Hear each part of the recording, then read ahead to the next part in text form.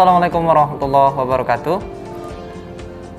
Alhamdulillah, teman-teman yang menonton insya Allah di tempat berbahagia.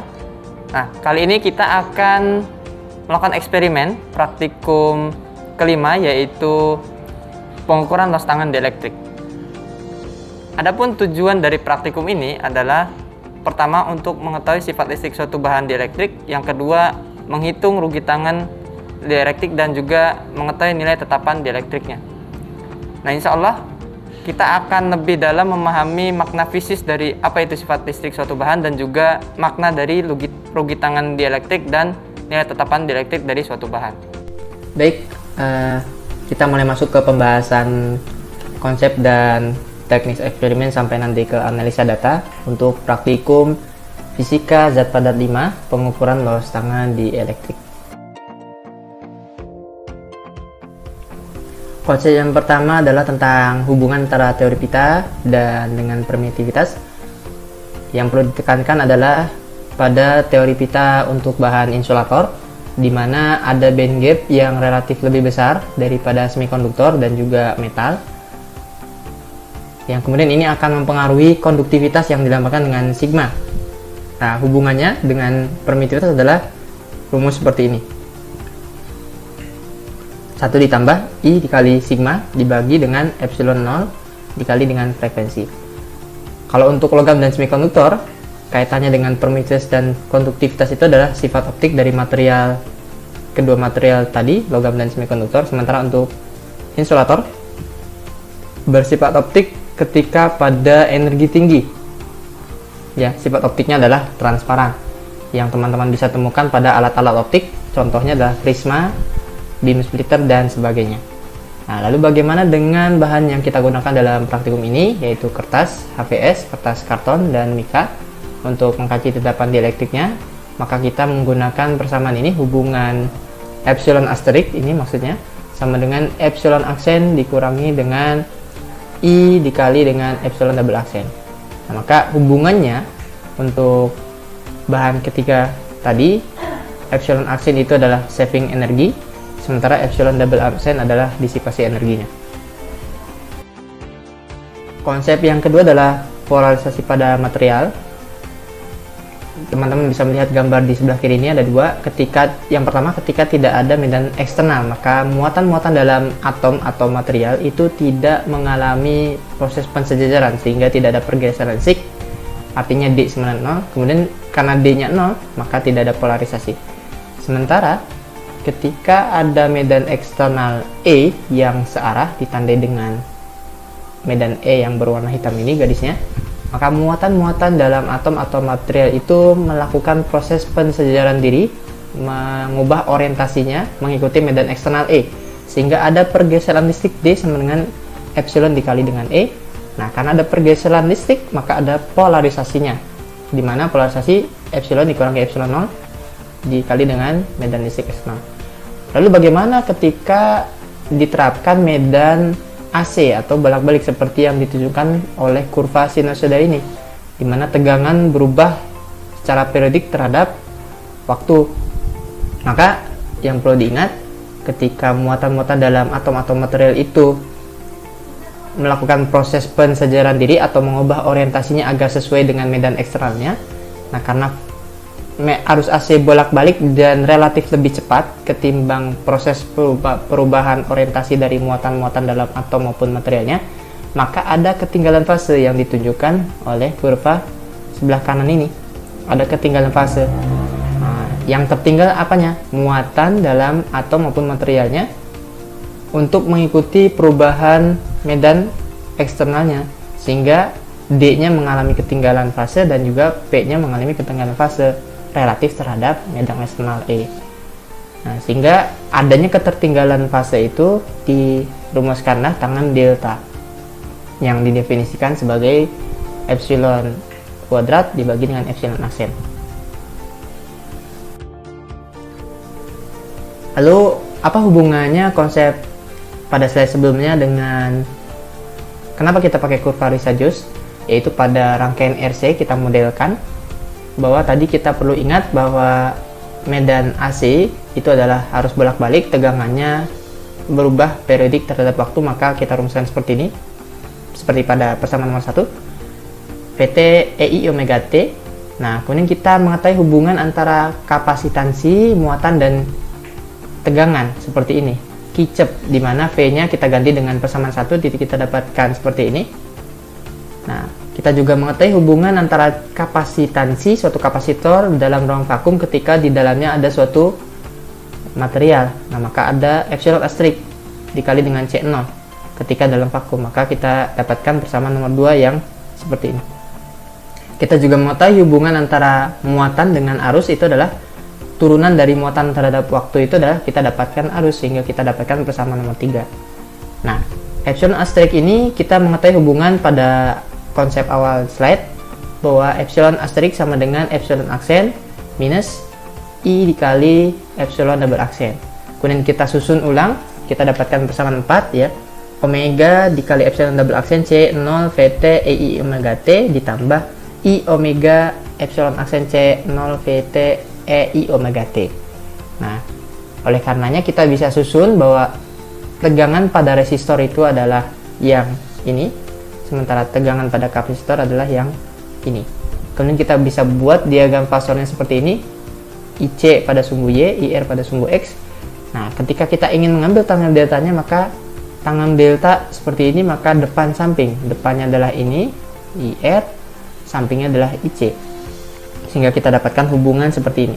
Nah, di mana sesuai dengan persamaan nomor 4 bahwa arus pada resistor itu sesuai linear dengan epsilon double aksen, kemudian arus pada kapasitor sesuai dengan epsilon aksen. Selanjutnya ini lebih teknis lagi hubungannya dari konsep slide pada slide sebelumnya.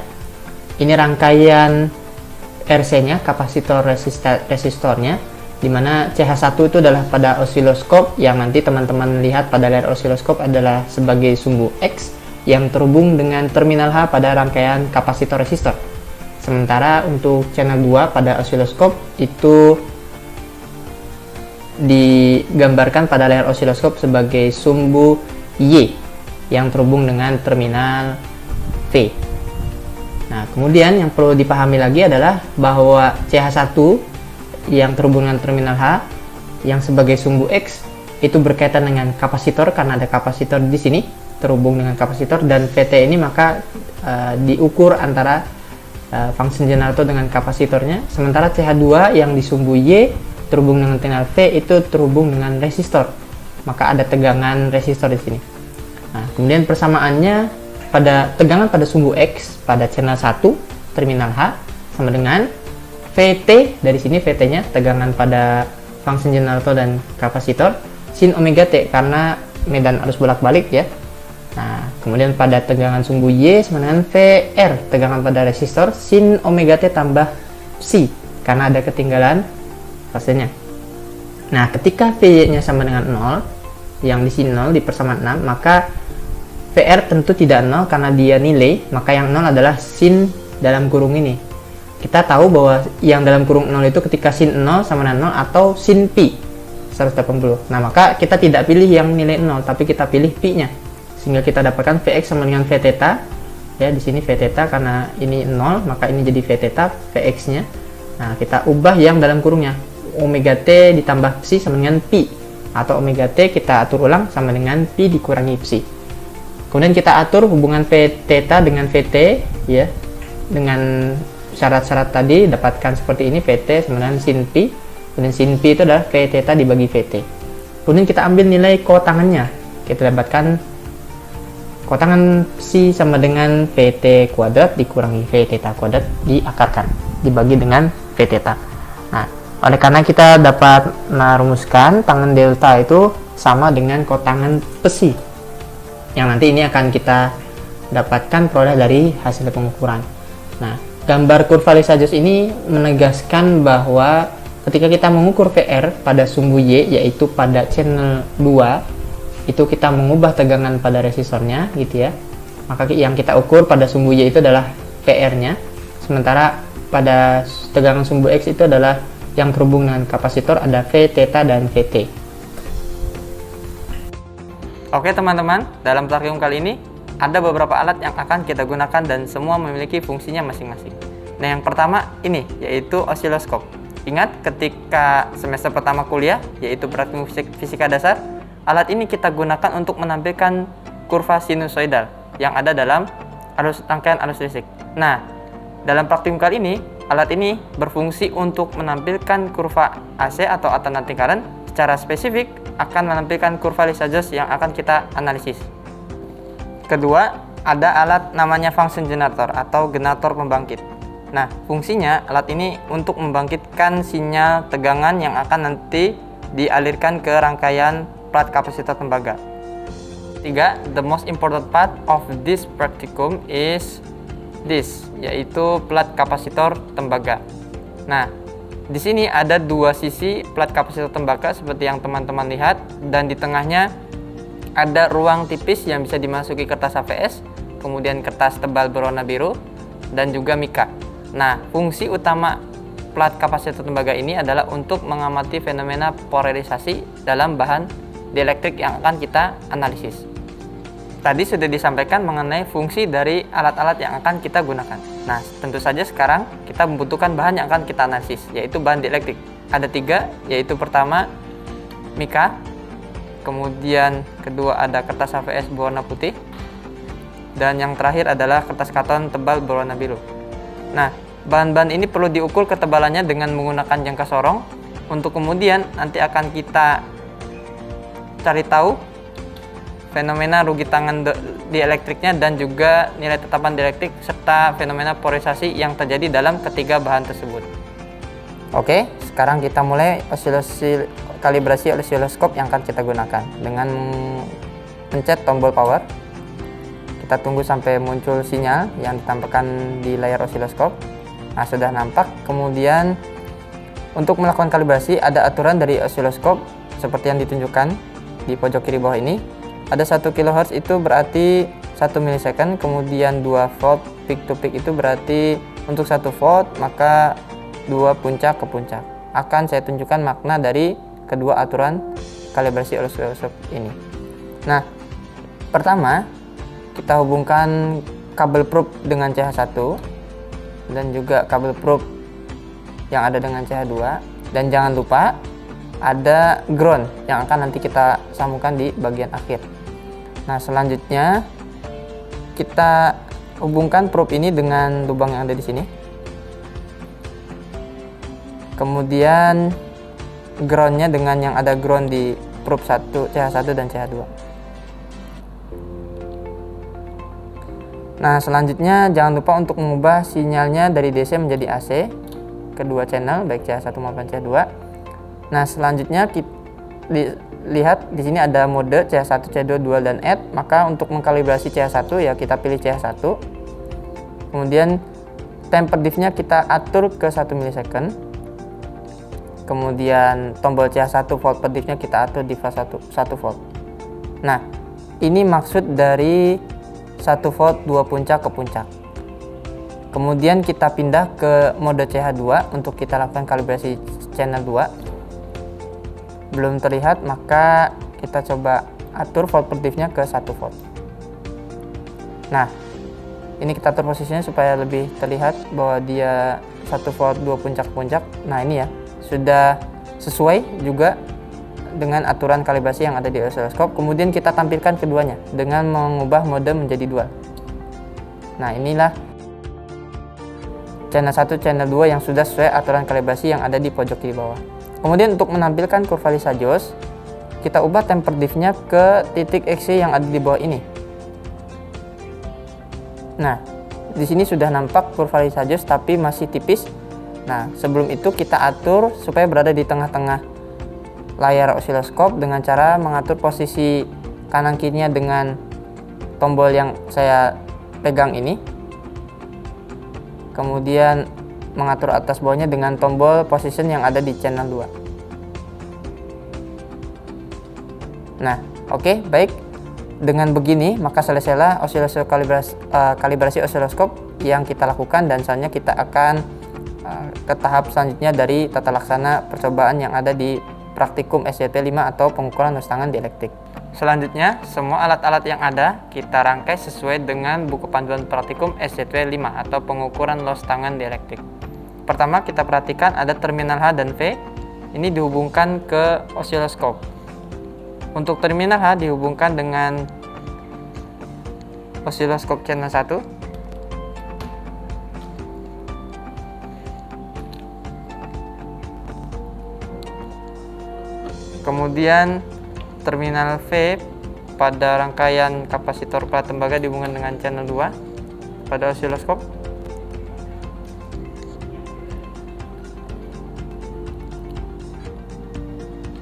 Kemudian input dari rangkaian plat kapasitor tembaga dihubungkan dengan function generator atau generator pembangkit.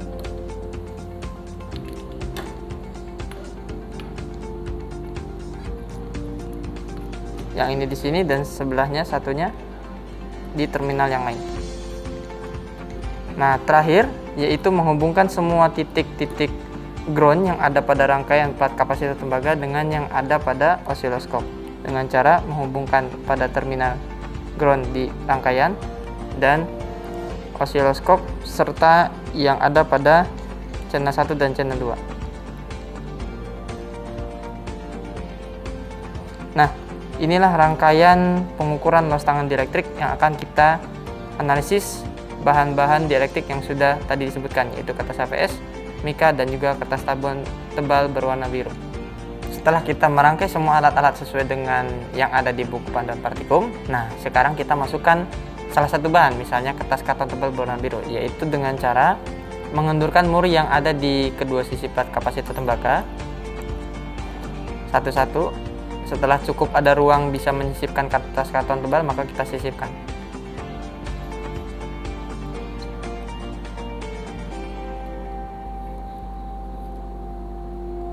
Kemudian kita pastikan bahwa dia berada di tengah-tengah antara dua plat kapasitor tembaga seperti ini. Kemudian kita kencangkan dan rapatkan karena bahan kertas karton tebal ini harus memiliki tekanan yang sama di seluruh setiap luasannya agar homogen.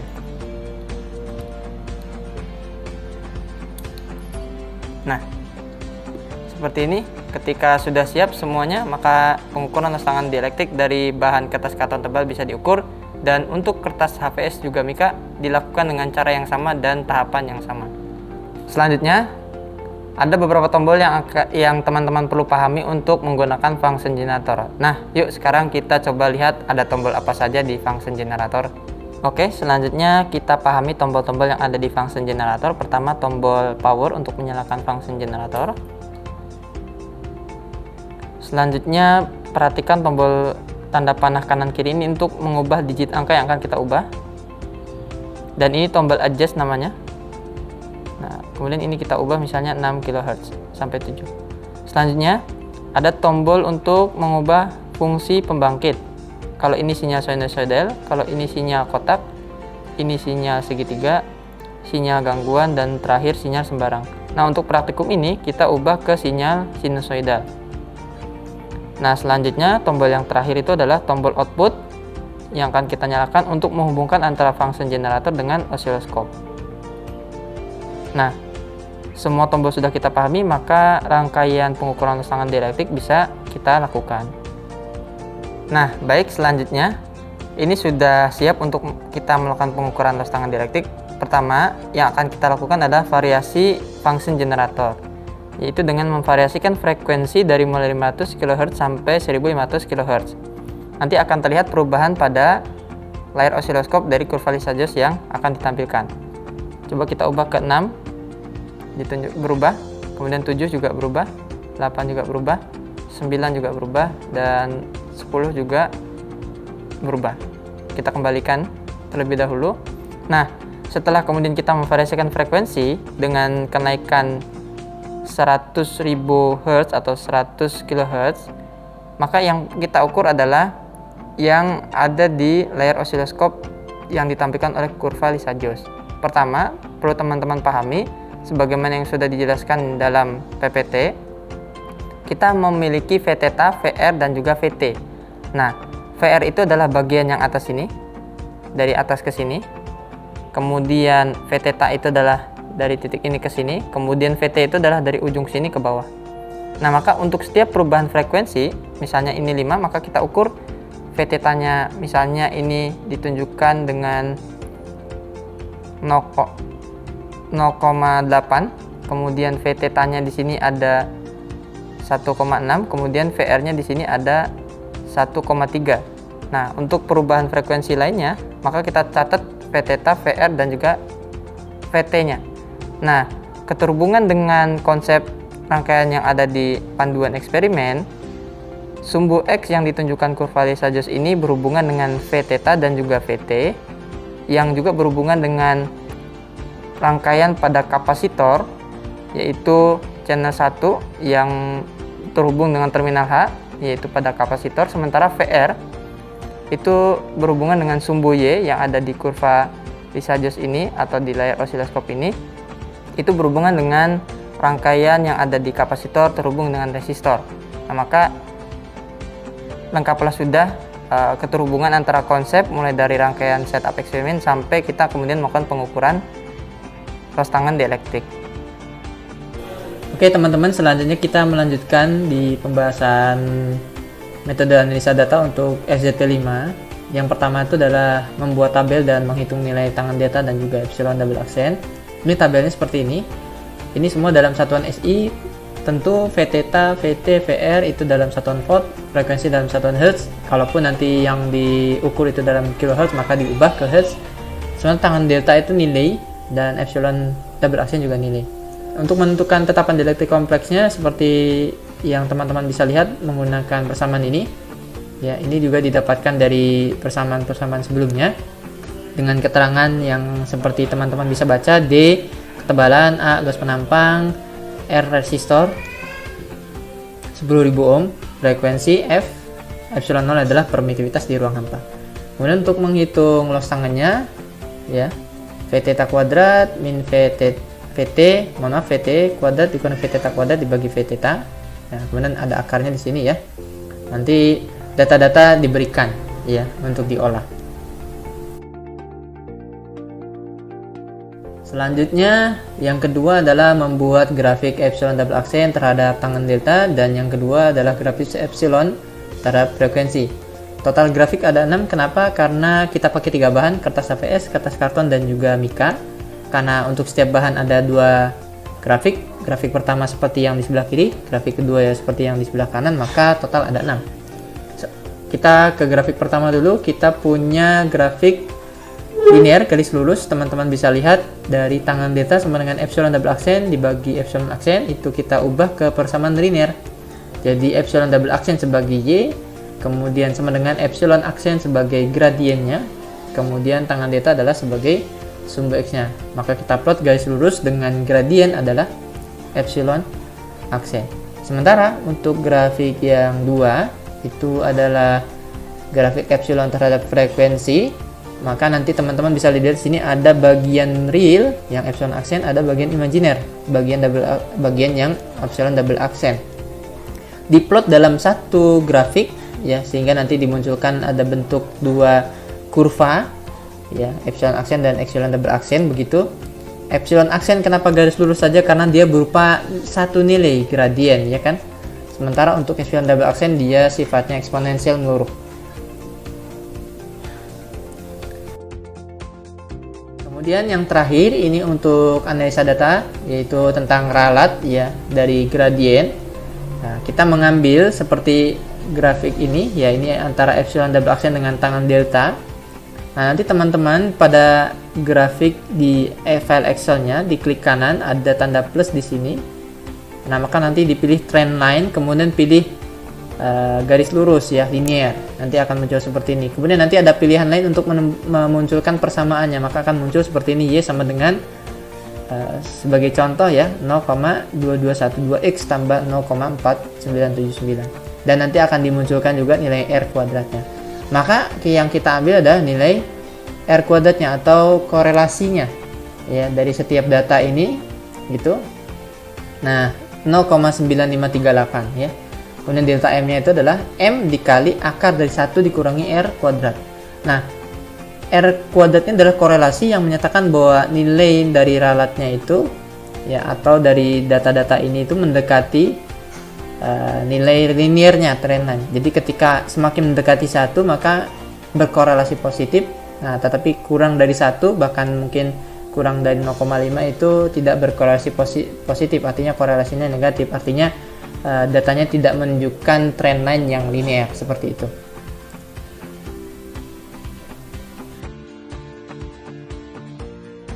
Alhamdulillah telah kita selesaikan demo praktikum SZP5, yaitu pengukuran luas tangan dielektrik dengan 3 bahan, kertas karton tebal biru, kertas HVS, dan juga kertas mika. Nah, mudah-mudahan yang sedikit ini bermanfaat untuk teman-teman semua, dan sampai jumpa. Assalamualaikum warahmatullahi wabarakatuh.